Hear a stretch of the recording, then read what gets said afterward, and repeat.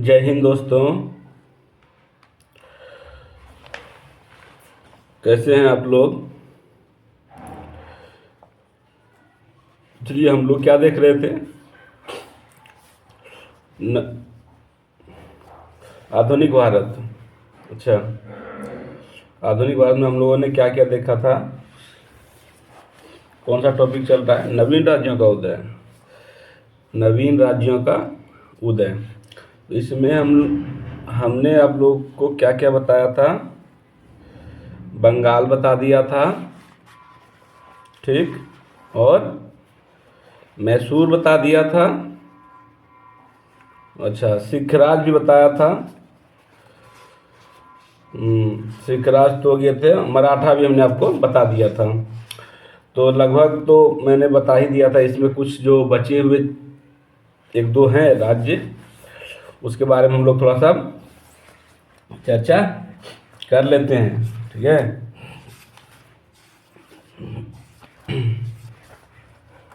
चलिए, तो शुरू करते हैं। अब हम लोग आज हम लोग अवध के बारे में देखते हैं, ठीक है दोस्तों। देखिए, अवध हमने आपको बताया था मोहम्मद शाह रंगीला के बारे में, कि मोहम्मद शाह रंगीला के बारे में कई राज्य थे जो स्वतंत्र हो गए थे। याद है आपको कि भूल गए? एक राज्य आपका अवध भी उसी में था। अवध भी उसी में था। जैसे अवध हो गए, ठीक है, बंगाल हो गया था, ठीक। तो मोहम्मद शाह रंगीला, मुगल बादशाह मोहम्मद शाह रंगीला के समय ही शहादत खां को अवध का सूबेदार बनाया गया था 1722 में, ठीक। 1722 में सूबेदार बनाया गया था। और अवध का जो शासक शहादत खां, जिसको हम लोग बोल रहे हैं शहादत खां, ये क्या करता है, ये बहुत ही होशियार किस्म का व्यक्ति था। और इसने क्या किया कि सिर्फ नाम मात्र के लिए ये बादशाह के अंदर में था, कि नाम मात्र हैं, सिर्फ नाम के लिए, बाकी ये कैसा कुछ किया नहीं था इसने, ठीक है। तो होता क्या है कि इसने अवध ने शहादत खान ने 1722 में अवध राज्य की स्थापना कर देता है। और शहादत खां का जो एक उपाधि है, बुरहान उल मुल्क भी कहा जाता है। ये उपाधि जो था, ये उपाधि जो दिया था इसने, एक मिनट दोस्तों, ये उपाधि जो था, ये उपाधि कोई और नहीं, मोहम्मद शाह ने इनको दिया था। एक बार का बात है कि जब नादिर शाह का जो है आक्रमण हुआ, ठीक है, 1739 में, हम आपको बताए भी थे कि नादिर शाह का आक्रमण हुआ था। जब हम बंगाल पढ़ रहे थे, बंगाल के नवाब पढ़ रहे थे, उसमें हम आपको बताए थे कि नादिर शाह जो था, जिसे हम लोग ईरानी नेपोलियन कहते थे, तो नादिर शाह का आक्रमण 1739 में होता है, ठीक है। और उस समय मुग़ल बादशाह कौन थे? वो थे रंगीला साहब, ठीक है। रंगीला साहब कार्यकाल क्या था? रंगीला साहब का कार्यकाल क्या था? 1719 से लेकर के 1748 तक सॉरी दोस्तों, 1719 से लेकर 1748 तक। और 1739 में नादिर शाह जो था ईरान का, उसे हम लोग ईरान का नेपोलियन कहते हैं, उसने आक्रमण किया। तो नादिर शाह के आक्रमण के समय मुग़ल बादशाह ने दिल्ली बुलाया। वह वीरता से गया। कौन? शहादत खां वीरता से गया और नादिर खां को दिल्ली पर आक्रमण करने के लिए प्रेरित कर रहा है कि आप आक्रमण कीजिए, ठीक है। मोहम्मद शाह रंगीला उसको बुलाया कि आप आइए युद्ध करने। वो युद्ध करने गया, लेकिन नादिर शाह को क्या बोलता है कि आप दिल्ली पर आक्रमण कीजिए, आपको वहाँ से जो है ना 20 करोड़ रुपया मिलेगा। अब नादिर शाह का दिमाग फिर गया, उसने क्या किया, दिल्ली पर आक्रमण कर दिया, और दिल्ली पर आक्रमण किया और उसने जो भी लूटना था सब कुछ लूटा उसने। ठीक है, बहुत सारा संपत्ति, कत्लेआम मचाया उसने। ठीक, और फिर क्या हुआ कि वो मिलने आया, उसने अवध के जो शासक थे शहादत खां, उससे नादिर शाह मिलने आया। नादिर शाह को लगा, शहादत खां को लगा कि नादिर शाह को पैसा नहीं मिला दिल्ली में, तो इसके डर से क्या करता है, वो विष खा करके आत्महत्या कर लेता है। तो शहादत खां आया कब, 1722 में और 1739 में इसने आत्महत्या कर ली। किसके टाइम पीरियड में था शहादत, ये मोहम्मद शाह रंगीला के समय। ठीक है, अब जो दूसरा जो अवध का जो नवाब बनता है, सूबेदार बनता है, वो कौन था, सफदर जंग था। सफदर जंग जो था, सफदर जंग ये इसका पुत्र नहीं था, क्योंकि शहादत खां को कोई पुत्र नहीं थे, तो ये उसका जो था भतीजा था। ठीक है, भतीजा था और दामाद भी उसका ये था। तो मोहम्मद शाह ने सफदर जंग को अवध का सूबेदार बना दिया 1739 से 1754 के लिए, 1739 से 1754 के लिए। देखिए दोस्त, हम इसमें उतना इम्पोर्टेंट कुछ है नहीं। ठीक है, एक शहादत का याद रखिएगा, कब स्थापना किया, जो 2-4-5 पॉइंट है, मैं उसको इसलिए बोला कि इसको कंप्लीट ही कर देता हूँ, क्यों ये अधूरा रहेगा।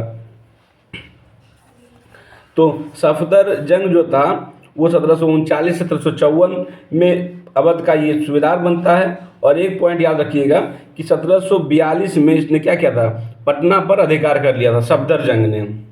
और जब अहमद शाह अब्दाली का जब आक्रमण हुआ, जब अहमद शाह अब्दाली का, हमने आपको बताया था अहमद शाह अब्दाली का आक्रमण किसके समय में हुआ था, अहमद शाह, मुगल बादशाह अहमद शाह थे उस समय। उसी समय अहमद शाह अब्दाली का आक्रमण होता है भारत पर। और ये देखिए सफदर जंग जो था, ये मराठा के विरुद्ध अहमद शाह अब्दाली जो थे, तो अहमद शाह अब्दाली का इसने क्या किया था, साथ दिया था। ठीक है, नेक्स्ट जो थे शासक शुजाउद्दौला। शुजाउद्दौला से आप लोग भली भांति परिचित होंगे, क्योंकि ये इम्पोर्टेंट है, ये जो है आपका एक इम्पोर्टेंट है। शुजाउद्दौला जो है, हमने आपको सिराजुद्दौला शुजाउद्दौला दोनों के बारे में बताया था, शुजाउद्दौला और सिराजुद्दौला। सिराजुद्दौला वो थे जो बंगाल के नवाब थे। ठीक है, जिन्होंने पानीपत का जो युद्ध हुआ था, प्लासी का जो युद्ध हुआ था, वहाँ उन्होंने युद्ध किया था। ठीक है, और एक शुजाउद्दौला, सिराजुद्दौला बंगाल में थे और शुजाउद्दौला अवध में थे।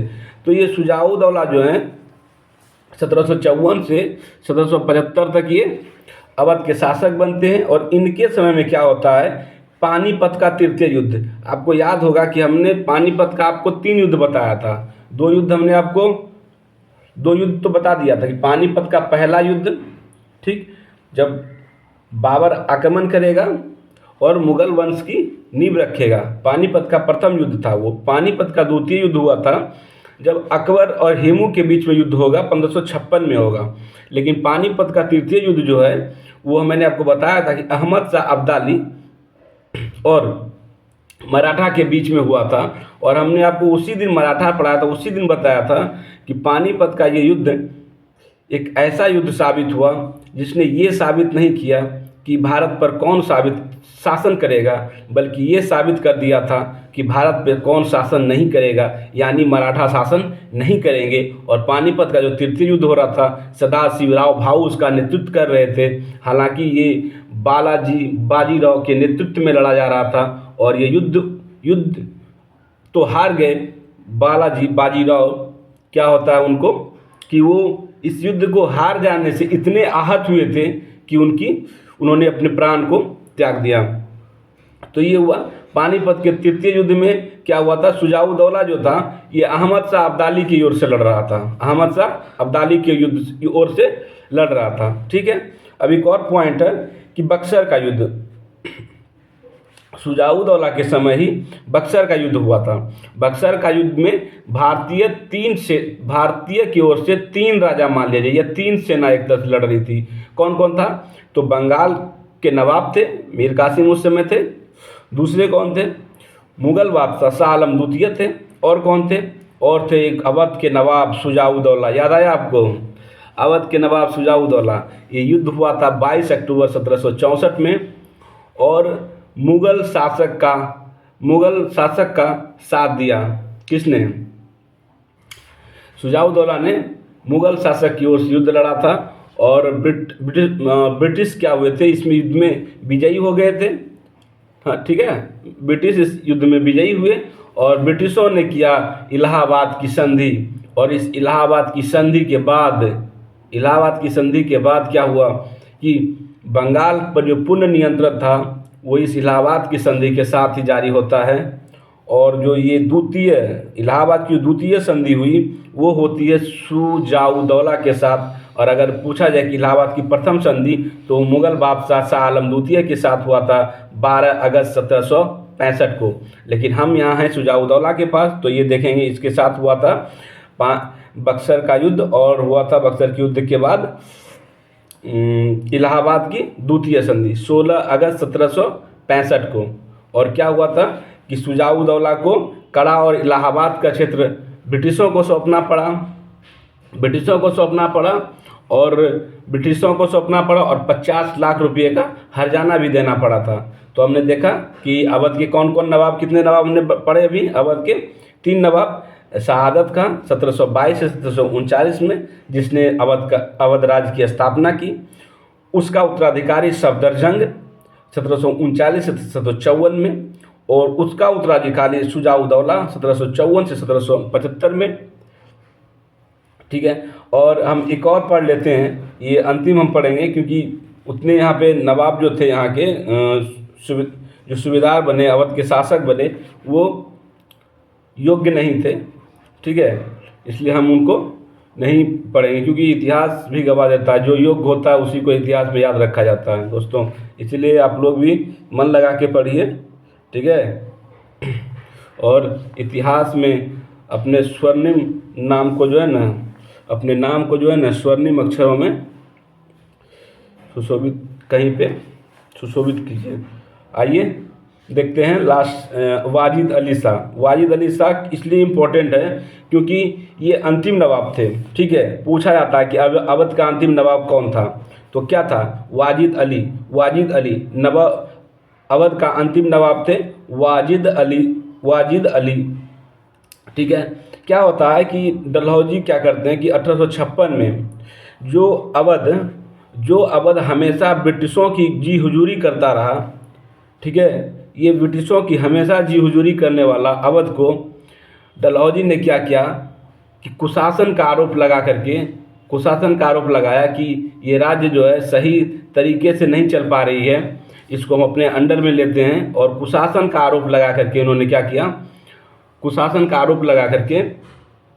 अवध को ब्रिटिश साम्राज्य में मिला लिया जाता है। एक ब्रिटिश थे, उनका एक रिपोर्ट आया था। ठीक है, 1854 में आउटरम का रिपोर्ट, उसका नाम था आउटरम, तो उसका रिपोर्ट आया था। और उसी आउटरम के रिपोर्ट को जो है डलहौजी ने आधार बनाया और 1856 में अवध पर कुशासन का आरोप लगाया। दोस्तों, ये क्वेश्चन बार बार पूछा जाता है कि अवध पर कुशासन का आरोप लगाकर किसने मिलाया था या कब मिलाया गया था, या ये पूछता है कि डलहौजी ने 1856 में किस राज्य पर कुशासन का आरोप लगा के ब्रिटिश साम्राज्य में मिला दिया था। तो याद रखिएगा, नेक्स्ट क्वेश्चन ये बन सकता है कि डलहौजी ने किस ब्रिटिश की रिपोर्ट पर जो है ना अवध पे कुशासन का आरोप लगाया था। याद रखिएगा, आउटरम एक अंग्रेज था, उसने एक रिपोर्ट बनाया था, आउटरम की रिपोर्ट। ठीक है, और फिर अंतोगत्वा क्या होता है कि ब्रिटिश जो थे वाजिद अली साहब को कुछ पेंशन दे करके कलकत्ता निर्वासित कर देते हैं। और जो ये आपके अवध का जो ये नवाब थे तो अवध के अंतिम नवाब के रूप में कौन जाने जाते हैं? वाजिद अली। ठीक है, देखिए देखिए दोस्तों, यहाँ पे कुछ पॉइंट्स हैं, और भी कुछ राज्य थे, तो हम उसको क्या किए, एक जगह संस्थापक और उसके जो कब स्थापना हुआ था उसका हम नाम ही ये कर दिए हैं। ठीक है, एक ही जगह आप लोग स्क्रीनशॉट ले सकते हैं अगर आपको अच्छा लगे तो इसको। देखिए अवध का संस्थापक कौन था, अभी हमने बताया अवध का जो संस्थापक था शहादत खां था, और इसने कब स्थापना की? 1739 में। अवध अवध राज्य का संस्थापक कौन था? शहादत खां। और किसने स्थापना किया, कब किया? 1739 में। अच्छा, हैदराबाद है, एक हैदराबाद का स्थापना कब किया गया था? 1724 में किया था, चिनक्लिंच खां ने। 1724 में चिनक्लिंच खां ने इसका किया था। हैदराबाद का संस्थापक कौन था? चिनक्लिंच खां। हैदराबाद का संस्थापक कौन था? चिनक्लिंच खां था। ठीक, अब बंगाल का कौन था? हम बताए थे आपको, बंगाल का आप कमेंट करिएगा, बंगाल का संस्थापक कौन था, कमेंट करके बताइएगा। ठीक है, कर्नाटक का कौन था? कर्नाटक का 1717 में सादुतुल्ला खां। कर्नाटक का 1717 में सादुतुल्ला खां। कर्नाटक का संस्थापक कौन था? सादुतुल्ला खां, 1717 में। फिर आता है कि भरतपुर एक राज्य है। ठीक है, भरतपुर का संस्थापक कौन था? चूड़ामन। भरतपुर का संस्थापक कौन था? चूड़ामन। ठीक है, भरतपुर का संस्थापक क्या था? चूड़ामन। दूसरा एक है कि मैसूर, हम मैसूर आपको बताए हैं, मैसूर का संस्थापक कौन था? हैदर अली। और मराठा का संस्थापक कौन था? बालाजी विश्वनाथ। ठीक है,